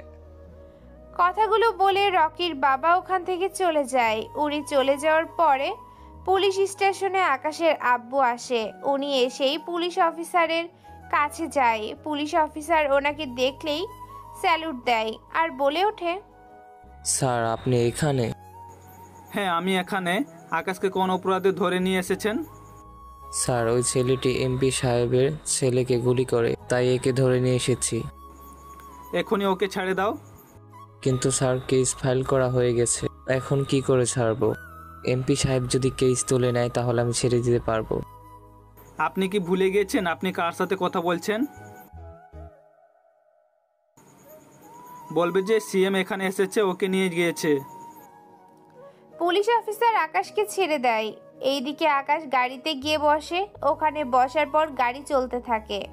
আকাশ তখন ওর আব্বুকে সব কিছু খুলে বলতে থাকে। ওই সব কথা বলতে বলতে আকাশ চলে আসে বাড়িতে। আকাশ বাড়িতে আসার পর রেস্ট নিতে চলে যায়। এইদিকে পার্টি অফিসে মিটিং ডেকেছে, কেননা আকাশকে ছাড়ানোর ব্যাপারে কথা উঠতে পারে, তাই আজকের এই মিটিং। ওখানে সবাই উপস্থিত হয়। তখনই আকাশের আব্বু বলে ওঠে, আজকে এই মিটিং কেন ডাকা হয়েছে? আপনার ক্ষমতা আছে বলে এভাবে আপনি যাকে খুশি থানা থেকে ছাড়িয়ে নিতে পারেন না। ও তাই? তা আমার কাছে সব তথ্য আছে। আপনার ছেলে একটা মেয়ের উপর গুলি চালিয়েছে, সে অপরাধে ওকে তো তাহলে জেলে রাখতে হয়। কিন্তু স্যার, দেখুন, আপনার ছেলেও সমান অপরাধী, সেটা আপনি খুব ভালো করেই জানেন। তাই এই নিয়ে কোনো কথা বলবেন না আজকে। ঠিক আছে, আপনি যখন বলছেন তখন না হয় চুপ থাকলাম। তাহলে আজকে মিটিং এখানেই শেষ, আপনারা সবাই তাহলে আসতে পারেন। অতঃপর সবাই চলে যায়। সবার সাথে সাথে আকাশের আব্বু ও বাড়িতে চলে আসে। এইদিকে আকাশ ও ওরা দুজনে কথাবার্তা চালিয়ে যেতে থাকে। এভাবে 4 দিন কেটে যায়। ইরা আকাশ ও ওর পরিবারকে ইরার জন্মদিনে আসতে বলে। তাই আকাশ কথা বলা শেষ করে চলে আসে ওর আব্বুর কাছে আর এসেই বলে ওঠে, আব্বু, একটা কথা বলার ছিল তোমার সাথে। কি কথা বলবি আকাশ? তোমার কাছে কালকে সন্ধ্যার পর সময় হবে কি? কাল তো অনেক গুরুত্বপূর্ণ মিটিং আছে, কিন্তু কেন বলতো? না মানে কালকে। আকাশ কথাটা বলার আগেই তানু উপরের থেকে নামতে নামতে বলে ওঠে, কালকে আমরা সবাই ভাইয়ার হবু শ্বশুর বাড়ি যাব, আমার হবু ভাবির জন্মদিনে। তানুর কথা শুনে বাড়ির সবাই কিছুটা অবাক হয়, কেননা আকাশ যে কাউকে পছন্দ করে তা ওনারা কেউ জানতো না। সেজন্য ওনারা অবাক হয় আর বলে ওঠে, কি বলছিস কি এগুলো? আমি তো কিছুই জানি না। হ্যাঁ, আব্বু ঠিকই বলছে, বিশ্বাস না হলে ভাইয়াকে জিজ্ঞেস করো। আকাশ, কথাগুলো কি সত্যি? হ্যাঁ আব্বু, আর কালকে তোমরা ওর জন্মদিনে গিয়ে বিয়ের কথাবার্তা বলে আসবে। ঠিক আছে, তাহলে কালকের সব মিটিং ক্যান্সেল করে দিচ্ছি। কাল তাহলে আমার বৌমাকে দেখতে যাচ্ছি। ঠিক আছে, আমি তাহলে তানুকে নিয়ে শপিং মলে যাচ্ছি। ওখানে গিয়ে একটা আংটি কিনতে হবে। সুন্দর এবং দামি দেখে কিনবি। ঠিক আছে আব্বু। অতঃপর আকাশ তানুকে নিয়ে চলে আসে শপিং মলে। ওখানে হীরের দোকানে গিয়ে অনেক দামি দামি হিরে দেখতে থাকে। ওখান থেকে একটা হীরের আংটি কিনে নেয়, কিনে বাড়িতে চলে আসে। পরের দিন বিকাল আকাশ, শাহজাহান চৌধুরী, পারুল আক্তার ও তানু ওরা চারজন বের হয় ইরাদের বাড়ির উদ্দেশ্যে, সাথে সিকিউরিটি নিয়ে। বিকালের মধ্যে ওরা ইরাদের বাড়িতে চলে আসে। ইরাদের বাড়িও মোটামুটি বেশি বড় না। ওনারা বাড়িতে চলে আসে। ওখানে কিছুক্ষণ পর ইরাকে আনা হয়। আকাশের বাবা মা ইরাকে পছন্দ করে, তাই 3 দিন পর ওদের বিয়ের ডেট ঠিক করে ফেলে। বিয়ের দিন ঠিক করা হলে আকাশ ইরাকে আংটি পরিয়ে দেয়। আংটি পরার কিছুক্ষণ পর ইরার জন্মদিনের অনুষ্ঠান শুরু হয়। অতঃপর ইরার আব্বু বলে ওঠে, আপনাদের আমার একমাত্র মেয়ের জন্মদিনের শুভেচ্ছা জানায়। তার সাথে আরও একটা সুখবর আছে। সে সুখবর হচ্ছে আমাদের রাজ্যের বর্তমান সিএম সাহেবের একমাত্র ছেলে আকাশ, এর সাথে আমার একমাত্র মেয়ের বিয়ে ঠিক করলাম। বিয়ে 3 দিন পর অনুষ্ঠিত হবে, তাই আপনারা সবাই আমন্ত্রিত। এরপর কেক কাটা হয়। ইরা কেক কেটে সবাইকে খাইয়ে দেয়। অনুষ্ঠান শেষ করে আকাশ ওর পরিবারকে নিয়ে চলে আসে বাড়িতে।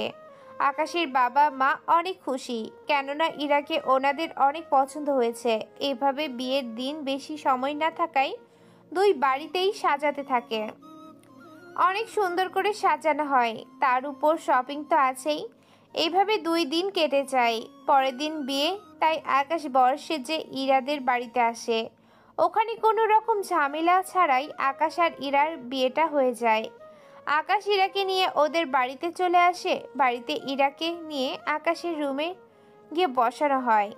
ইরার রুমে যাওয়ার 30 মিনিট পর আকাশ রুমে ঢোকে, দরজা বন্ধ করে দেয় আর বলে ওঠে, চলো আমরা এই রাতে আল্লাহর কাছে দোয়া করি যেন আমাদের দাম্পত্য জীবনটা সুখে কাটে। অতঃপর ওরা দোয়া শেষ করে আকাশ ইরাকে দেখতে থাকে। এক পর্যায়ে আকাশ ইরার ঠোঁটগুলো দখল করে নিয়ে নেয়। প্রায় 5 মিনিট এইভাবে থেকে ইরাকে ছেড়ে দেয়। অতঃপর আকাশ ইরাকে বিছানায় শুয়ে দেয়। তারপর ইরার শরীর থেকে সব কিছু খুলতে থাকে। এক পর্যায়ে সব কিছু খুলে আকাশ ও ইরার মধ্যে হারিয়ে যায় ভালোবাসার সাগরে। পরের সকালে ইরার ভেজা চুলের পানিতে আকাশ ঘুম ভাঙে। আকাশ ফ্রেশ হতে চলে যায়। অন্যদিকে ইরার নিচে নেমে রান্নার কাজে সাহায্য করতে থাকে। আকাশ নিচে নেমে আসলে ওরা সবাই নাস্তা করতে থাকে। নাস্তা সেরে আকাশের আব্বু চলে যায় অফিসের দিকে। উনি বের হওয়ার 10 মিনিট পর আকাশের মোবাইলে কল আসে। কলে কথা বলতে জানতে পারে আকাশের আব্বুর উপরে হামলা হতে পারে, তাই আকাশ তাড়াতাড়ি করে বেরিয়ে পড়ে। তবে হেলিকপ্টার নিয়ে, কেননা গাড়ি করে যেতে সময় লাগবে, সেজন্য হেলিকপ্টারে করে যাওয়া। হেলিকপ্টার করে আকাশ এসে দেখে আকাশের আব্বুর থেকে গুলি করতে থাকে। গুলি করাতে ওখানে থাকা অনেক গাড়ি নষ্ট হয়ে যায়। আর আকাশ পাইলটের উদ্দেশ্যে বলে ওঠে, পাইলট, আব্বুর গাড়ির কাছে নিয়ে চলো তাড়াতাড়ি। পাইলট ওই বাড়ির দিকে যেতে থাকে। তার সাথে আকাশ গাড়িগুলোতে গুলি করেই যাচ্ছে। কিছুক্ষণ পর আকাশ ওর আব্বুর গাড়িতে গিয়ে পৌঁছায়। ওখানে আকাশ ওর আব্বুর পাশে গিয়ে বসে। আর এইটা দেখে আকাশের আব্বু বলে ওঠে, আকাশ তুই এখানে? আমি খবর পেয়েছি তোমার উপর আক্রমণ হতে পারে, তাই আমি তাড়াতাড়ি করে এখানে এসেছি। আমাকে কারা মারতে চাইবে? রকির বাবা এমপি সাহেব। কিন্তু কেন? আব্বু এই বিষয়ে পরে বলবো, এখন সময় কম, তোমাকে হেলিকপ্টারে পাঠিয়ে দিচ্ছি। তুমি অফিসে যত তাড়াতাড়ি পারো পৌঁছাও, কেননা ওখানে তুমি নিরাপদ থাকতে পারবে। এরপর অনেক কৌশলে আকাশ ওর আব্বুকে হেলিকপ্টারে উঠিয়ে দেয়। হেলিকপ্টার চলে যেতে থাকে। আকাশ গাড়ি থামিয়ে ওর বাকি 3 জন লোককে সাথে করে ওদের উপর আক্রমণ করতে থাকে।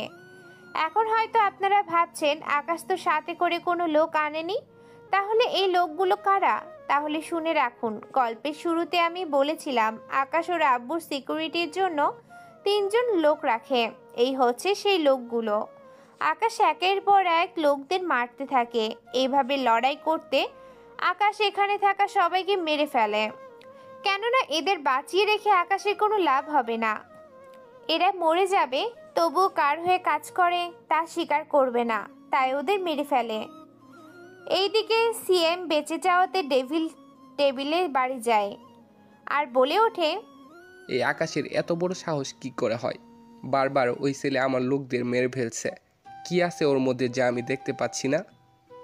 এইদিকে আপনারা ভাবছেন ডেভিলের সাথে কি করে জড়িত, কিন্তু চিন্তা করবেন না, ঠিকই জানতে পারবেন সব কিছু। এইদিকে আকাশের আব্বু অফিসে আসাতে এমপি মোটেও খুশি হয়নি। শাহজাহান চৌধুরী অফিসে এসে এমপি সাহেবকে ওয়ার্নিং দিয়ে দেয়, যাতে করে ভবিষ্যতে এরকম কোনো কাজ যেন না করে থাকে। এইদিকে শাহজাহান চৌধুরী কথায় এমপি কিছুটা ভয় পায়। অন্যদিকে আকাশ ডেভিলের সাথে একটা চুক্তি করার জন্য একটা মিটিং ডাকে। কেননা এইভাবে কাজ করতে থাকে ওদের দুজনের জন্যই ক্ষতি, যা ওরা নিজেরাই ভালো করে জানে। তাই ওরা দুজনে একটা তারিখ ঠিক করে, কখন কোথায় ওরা মিটিং করবে। সব দিন তারিখ ঠিক করা শেষ হলো। পরের দিন সকালে আকাশ বাড়ি থেকে বের হতে গেলে ইরা বলে ওঠে, কোথায় যাচ্ছ? একটা কাজে যাচ্ছি, বিকালের মধ্যেই ফিরে আসব। আসার সময় আমার পছন্দের খাবার আনতে কিন্তু ভুলবে না। কি যে বলো না, তোমার পছন্দের খাবার আনতে আমি কি ভুলে যেতে পারি? অতঃপর ইরা আকাশের কাছে এসে আকাশের কপালে একটা চুমু দেয় আর বলে ওঠে, সাবধানে যাবে কিন্তু। আকাশ হাসি মুখ নিয়ে বেরিয়ে আসে। ওখান থেকে বের হয়ে আকাশ চলে আসে ও রাস্তা নাই। ওখানে এসে সব প্ল্যান করতে থাকে, কেননা ডেভিলের কোনো বিশ্বাস নেই ও যে কোনো মুহূর্তেই আক্রমণ করতে পারে। তাই আকাশ সম্পূর্ণভাবে প্রস্তুত হয়ে নেয় এবং দেখা করার জায়গায় চলে যায়। ওখানে ডেভিলকে বলে, কি চাস তুই? আমি চাই সব কথা কি এখানেই বলবি? চল আমরা একান্তই কথা বলি। কথাগুলো কোথায় বলবি? তোর লোকেরা আর আমার লোকেরা এখানে থাক, চল আমরা ওদের থেকে কিছু দূরে গিয়ে বলি। চল তাহলে। আকাশ ও ডেভিল ওরা কিছুটা দূরে নিয়ে যায়। দূরে গিয়ে ওরা নিজেদের মধ্যে কথা বলতে থাকে। ডেভিল সিএম স্যারের পরিবারের থেকে তোর নজর উঠিয়ে নে, নয়তো এর পরিণাম ভালো হবে না। আমি তো তোর কথা শুনতে এখানে আসিনি, শুধু এই কথা বলতে এসেছি। যদি সিএম এর পরিবারকে বাঁচাতে চাস তাহলে সিএমকে বলে দিবি যেন ওই সিএম এর পদ থেকে সরে দাঁড়ায়, কেননা ওই চেয়ারে আমি বসবো। কি তুই বসতে চাস সিএম স্যারের চেয়ারে? কি যোগ্যতা আছে তোর যে তুই সিএম হবি? আমার কি যোগ্যতা আছে না আছে সেটা পরে দেখা যাবে। এখন তুই বল, তুই কেন ওদের হয়ে কথা বলার জন্য আসলি? দেখ, আমি কেন এসেছি সেটা তোর না জানলেও চলবে। তুই শুধু এতটুকু জেনে রাখ, আমি থাকতে তুই ওনাদের কোনো ক্ষতি করতে পারবি না, কথাটা মাথায় রাখবি। এইদিকে আকাশের কথা ডেভিল হাসি দেয়, কেননা ডেভিলের আসল পরিচয় আপনারা কিছুক্ষণ পরেই জানতে পারবেন। ওখানে ওরা শেষ করে চলে আসে। আকাশ মিটিং শেষ করে চলে আসে বাড়িতে, কেননা ওখানে কোনো রকম ঝামেলা ওদের দুজনের মধ্যে কেউ করেনি।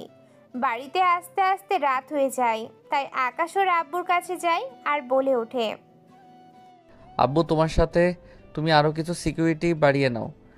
কেন আকাশ সিকিউরিটি বাড়াবে কেন? এর অনেক কারণ আছে। গতকাল তুমি দেখলে না কি হয়েছিল তোমার সাথে? আমার উপর এরকম হামলা হতেই পারে, সে নিয়ে তোকে এত টেনশন করতে হবে না। দেখো আব্বু, তুমি তোমার সিকিউরিটির জন্য কিছু সেনাবাহিনী তোমার সাথে রাখো। আচ্ছা ঠিক আছে, তুই যা বলবি তাই হবে। আকাশ ওর বাবাকে সবটা বুঝিয়ে দেয়, কেননা নয়তো ডেভিলের উপর কোনো ভরসা নেই। আকাশ পরের দিন রেডি হয়ে অফিসের দিকে যেতে থাকে। তখন রকি আকাশের পথ আটকে দাঁড়ায় আর বলে ওঠে, রকি, তুই এখানে? হ্যাঁ আমি। তুই আমাকে গুলি করে অনেক বড় অপরাধ করে ফেলেছিস। তোকে ওই বাঁচিয়ে রেখেছি, এটা তোর ভাগ্যের ব্যাপার, নয়তো তোর মতো লোককে মারতে আমার এক সেকেন্ডও ভাবতে হয় না। তুই তোর লেকচার বন্ধ কর। তুই মনে করেছিলিস তোর বাবা সিএম বলে আমি তোকে ছেড়ে দেব? যাক, তাহলে তুই জেনেই গিয়েছিস, কিন্তু তুই কি জানিস তোর বাবার আসল পরিচয়টা কি? মানে কি বলতে চাস তুই? আমি বলতে চাই, আন্ডারওয়ার্ল্ডের মাফিয়া ডেভিলকে কি তুই চিনিস? আমি চিনি না। তোর কথার ধরনে বোঝা যায় তুই চিনিস। তোর বাবার এমপি পদের থেকে ডেভিলে পদের পাওয়ার অনেক বেশি, তাই না? আমার কাছে সব তথ্য আছে। এইগুলো যদি কমিশনারের কাছে দেই তাহলে তোর বাবা জেলে যেতে কিন্তু সময় লাগবে না। ওই তুই কি আমাকে ভয় দেখাচ্ছিস? ভয় দেখাচ্ছি না, ওয়ার্নিং দিচ্ছি। গতকাল তোর বাবাকে দিলাম, আজকে তোকে। আমার পথ থেকে সরে দাঁড়া, নয়তো তোদের বাবা ছেলের লাশও কেউ খুঁজে পাবে না। কথাটা মাথায় রাখবি। আকাশ ওখান থেকে চলে আসে অফিসের দিকে। এইদিকে অফিসে যাওয়ার কিছুক্ষণ পর আকাশ জানতে পারে ওর বাবার উপর কোনো মাফিয়ার লোক আক্রমণ করেছে, যা বর্তমানে টিভিতে দেখাচ্ছে। কিন্তু ওনার সাথে সেনাবাহিনী ও কিছু কালো কোট পরা লোক থাকার কারণে ওনার কোনো ক্ষতি হয়নি। শুধু গাড়ির আক্রমণ করার কারণে ওনার শরীরে কিছু কিছু জায়গায় আঘাত লাগে, যার জন্য ওনাকে হসপিটালে নিয়ে যাওয়া হয়। খবর শুনে আকাশ অফিস থেকে বের হয়ে যায় হসপিটালের দিকে। হসপিটালে পৌঁছে ওর আব্বুর পাশে গিয়ে বসে আর বলে ওঠে, কিরে হলো এইসব? এরপর আকাশ ওর আব্বুর থেকে সবটা শোনে। সবটা শোনার পর আকাশ বের হয়ে আসে। এরপর আকাশ ওর লোকদের বলে এমপি কোথায় আছে খোঁজ নেওয়ার জন্য, কেননা এমপিকে কিছুক্ষণ মারধর করলেই ওর শিক্ষা হবে। আকাশ ওর লোকদের মাধ্যমে জানতে পারে যে এমপি বিদেশ যাচ্ছে, তার আর কেন যাচ্ছে তা আকাশ খুব ভালো করেই জানে। তাই এমপি এয়ারপোর্টে যাওয়ার আগেই আকাশ ওর লোকদের দিয়ে এমপিকে উঠিয়ে নেয়। এমপিকে নিয়ে চলে আসে আকাশের দেয়া একটা ঠিকানায়, আর সেটা হলো নদীর পাড়ে। কেননা আকাশ ওনাকে ভালো হয়ে যাওয়ার জন্য সুযোগ দিতে চায়, তাই এখানে নিয়ে আসা। এমপিকে নিয়ে এসে আকাশের সামনে বসানো হলো। এইটা দেখে এমপি বলে ওঠে, তুই এখানে তোর বাবার উপর বদলা নেওয়ার জন্য এসেছিস, তাই না? ধরে নে তাই। তোকে কতবার বলেছি আমার পরিবারের উপর থেকে নিজের চোখ সরিয়ে নে, কিন্তু তুই তো আমার কোনো কথাই শুনবি না। তাই আজকে তোকে একটু কষ্ট না দিলে তো নয়, মিস্টার ডেভিল। আকাশের মুখে ডেভিল নামটা শুনে রকির বাবার মুখে চিন্তার ছাপ দেখতে পাওয়াতে যাচ্ছে, আর বলে ওঠে, কি বলছিস কি তুই? হ্যাঁ, আমি ঠিকই বলেছি। এই নিয়ে তোর ছেলের সাথেও কথা হয়েছে, কিন্তু তুই এখন আমাকে চিনতে পারিসনি। কে বলছে চিনতে পারিনি? তুই যা আমিও তা। যেমন আমি ডেভিল মাফিয়া, ঠিক তুইও মাফিয়া।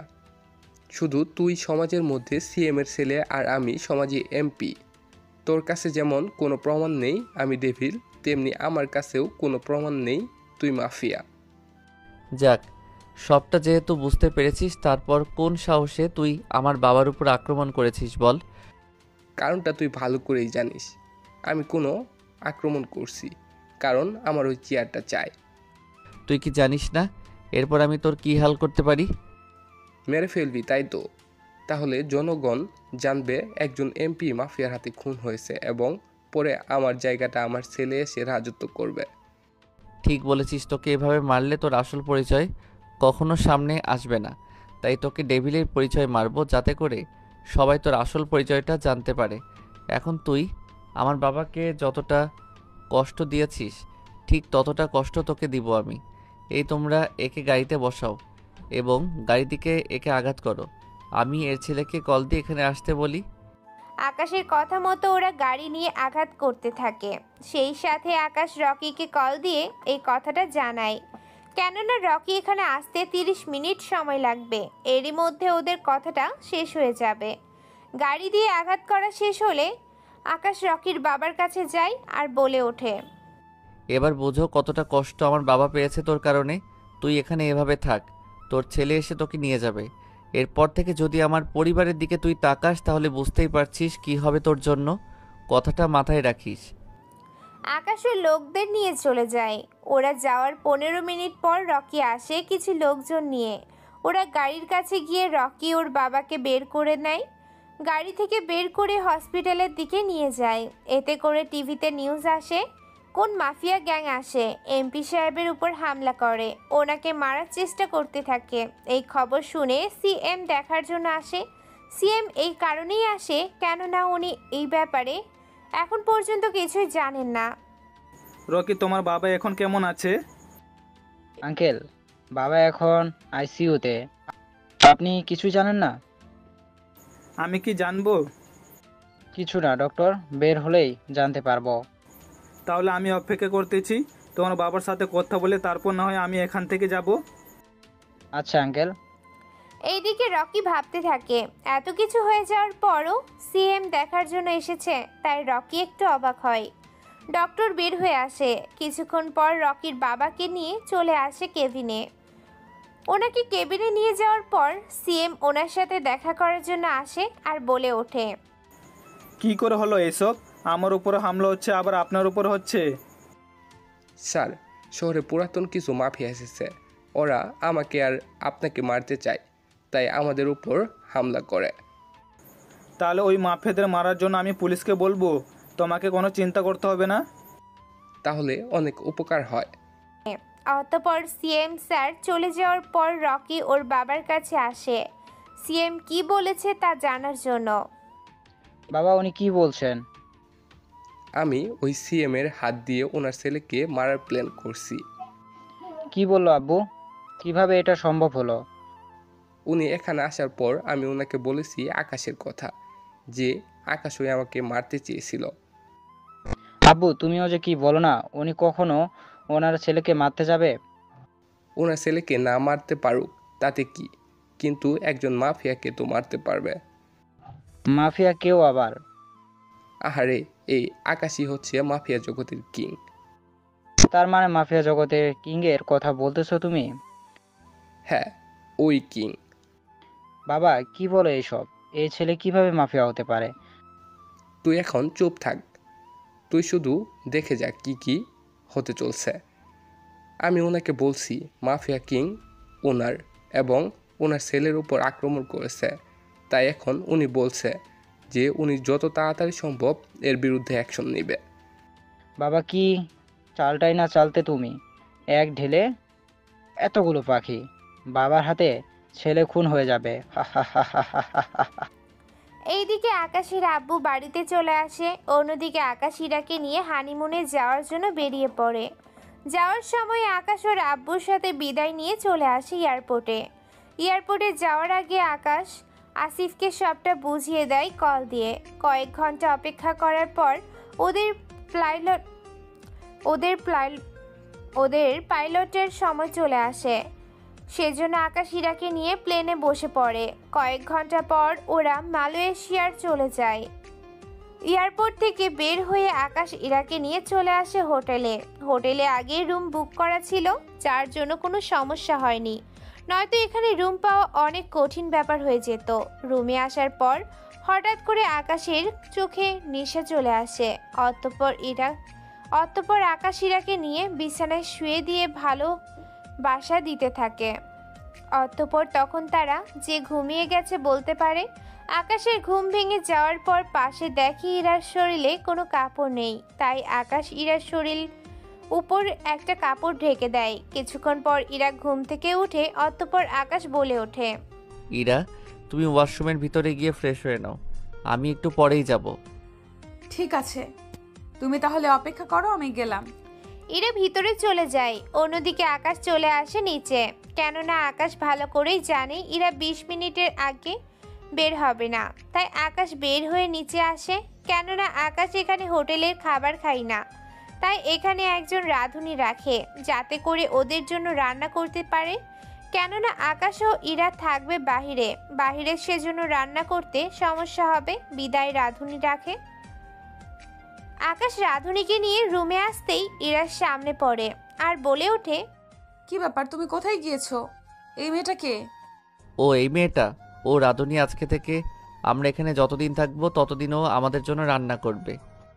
রান্না করবে মানে? আমি তাহলে কি জন্য আসলাম? আহ, রাগ কেন করো? আমি আর তুমি তো সারাদিন থাকবো বাহিরে, রান্না কে করবে? তাই আমি রাঁধুনি নিয়ে এসেছি। কেন হোটেলের খাবার খাবে? তাছাড়া একজন অপরিচিত মেয়ে। আমি হোটেলের খাবার খাই না, তুমি তা জানো। তাছাড়া আমি এখানে যতদিন আসতাম ততদিন ও আমাকে রেঁধে খাওয়াতো। কি, তুমি এখানে আগেও এসেছো? হ্যাঁ, অনেকবার এসেছি, এখন কোনো কথা নয়। মায়া, তুমি প্রতিদিন দুপুরে এসে রান্না করে দিয়ে চলে যাবে, ঠিক আছে? এখন তাহলে তুমি রান্না করো, আমরা বের হব। রাঁধুনি রান্না করতে চলে যায়। অন্যদিকে আকাশ ইরাকে নিয়ে বেরিয়ে পড়ে। কেননা আজকে ওরা মালয়েশিয়ার নদীর ধারে যাবে। ওই নদীতে অনেক স্পেশাল কিছু পাওয়া যায় যা আকাশ ইরাকে নিয়ে খাবে, কিন্তু এইসব কিছু ইরা এখনো জানায়নি। ইরা ফ্রেশ হয়ে গেলে ওকে নিয়ে বেরিয়ে পড়ে। অন্যদিকে আমেরিকার আকাশের আব্বু বসে আছে ওনার অফিসে। ওনার চারপাশে রয়েছে অনেক রাজনীতিবিদ, তার সাথে অনেক পুলিশ প্রশাসন। উনি সবাইকে এই জন্য ডেকেছে যাতে সব রকম ক্রাইম এখান থেকে দূর করতে পারে। প্রয়োজনে কথাও বলবে। তো আমাদের এখানে আসতেই বলছে। তাহলে সিএম স্যার, আপনি তাহলে বলা শুরু করতে পারেন। আপনাদের যে জন্য ডেকেছি, আপনারা দেশে কি কাজ করছেন আমি বুঝতেছি না। দিন দিন মাফিয়ার রাজত্ব চলতে থাকে এখানে। আমার উপর হামলা হচ্ছে, তাহলে সাধারণ জনগণের কি হবে তা একটু আপনারা ভেবে দেখেন একবার। একদিন আগে এমপি উনার উপর হামলা হয়েছে, ওনাকে তো এয়ারপোর্টের রাস্তা থেকে তুলে নিয়ে যাওয়া হয়েছে। তাহলে বলুন আপনারা, যেখানে আমরা নিরাপদে থেকেও আমাদের উপর হামলা হচ্ছে, সেখানে সাধারণ মানুষ কতটা নিরাপদে আছে বুঝতে পারছেন আপনারা?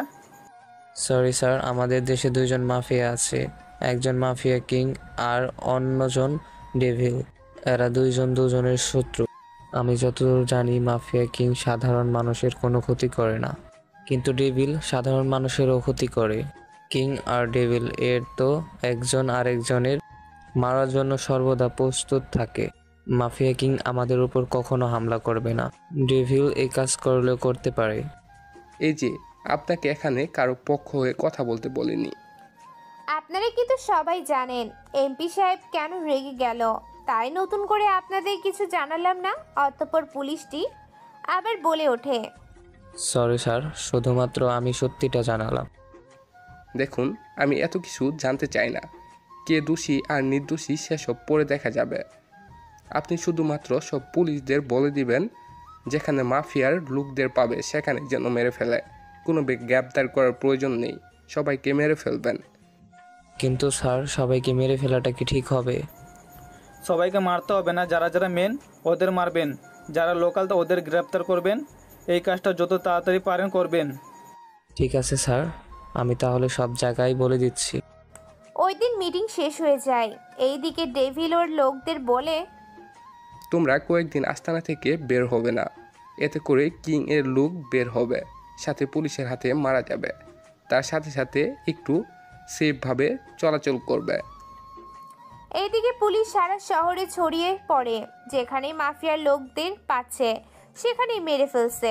এতে করে আকাশের দলের লোক অনেক মারা যায়। এই খবরটা আকাশের কাছে পৌঁছে যায় আর বলে ওঠে, বস, এখানে তো সমস্যা হয়ে গেছে। কি সমস্যা? বস, সারা শহরে পুলিশ যেখানে আমাদের লোকদের পাচ্ছে সেখানে গ্রেফতার করছে, বাকিদের মেরে ফেলছে। শুধু কি আমাদের লোকদেরই মারছে নাকি ডেভিলের লোকদেরও? ডেভিলের লোকদের তো দেখাই যাচ্ছে না।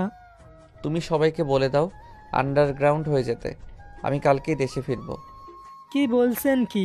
আপনি এই অবস্থায় দেশে আসলে আপনার বিপদ হতে পারে। তোকে কোনো চিন্তা করতে হবে না, কাল এয়ারপোর্টে চলে আসিস যে করেই হোক। ঠিক আছে বস। এইদিকে আকাশ ইরাকে নিয়ে অনেক ঘোরাঘুরি এবং তার সাথে অনেক কেনাকাটা করলো। কেনাকাটা শেষ করে পরের দিন চলে আসে দেশে। তখন অনেক সিকিউরিটি ছিল, কেননা দেশের পরিস্থিতি খারাপ ছিল, তাই এই সিকিউরিটির ব্যবস্থা করা হয়। আকাশ ইরাকে নিয়ে এয়ারপোর্টে থেকে বের হয়। আসিফকে ইশারায় ওর কাছে আসতে বলে। আসিফ অনেক ভয়ে ভয়ে আকাশের কাছে আসে। আসিফ আসতে গেলে পুলিশ বাধা দেয় এবং আকাশ বলাতে কিছু বলেনি। তখন আসিফ বলে ওঠে, বস, এগুলো দেখছি। যা দেখতেছিস ঠিকই দেখছিস। আমার বাবা এই দেশের সিএম, তাই তোর কোনো চিন্তা নেই। তুই আজকে থেকে আমার বাড়িতে থাকবি, যাতে করে তোকে কেউ মারার তো দূরের কথা সন্দেহ না করতে পারে। এই কথা তো আগে কখনো বলেননি। এখন কথা না বলে আমার সাথে গাড়িতে বস।